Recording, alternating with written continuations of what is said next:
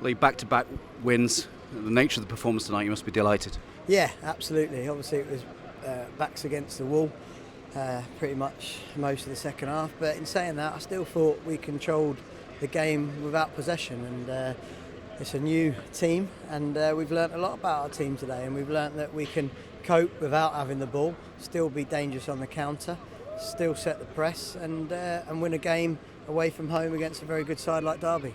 Do you feel the new players are integrating and the whole group is gelling?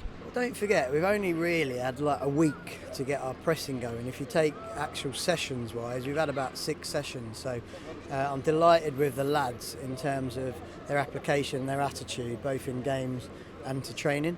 And that showed, I think, with the second goal, because it was a good press, similar to the press that we worked on to get the goal at home, the second goal, Bennick's goal. And like I say, the fans enjoyed what was a very different performance today. It was one about guts, and the boys defended like Trojans. You'll still be hearing Hanno and Masenga song in your head tonight, I think. No, I think I've had to have hypnotherapy to get that out.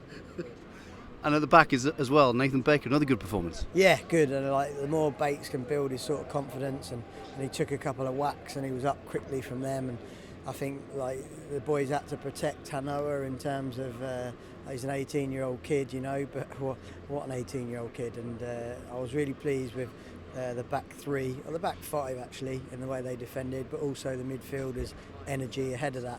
Andy Vyman's absolutely ran his socks off, and obviously a good change with Famara coming on, and after Bennick had worked so hard as well. And supporters, 600 plus of them, singing those songs, really got behind the team tonight. Yeah, well, it was a bit of a nail biter, wasn't it, last 10 minutes, so I apologise for that, but it's not a bad finish, to be fair, and obviously he's a good player.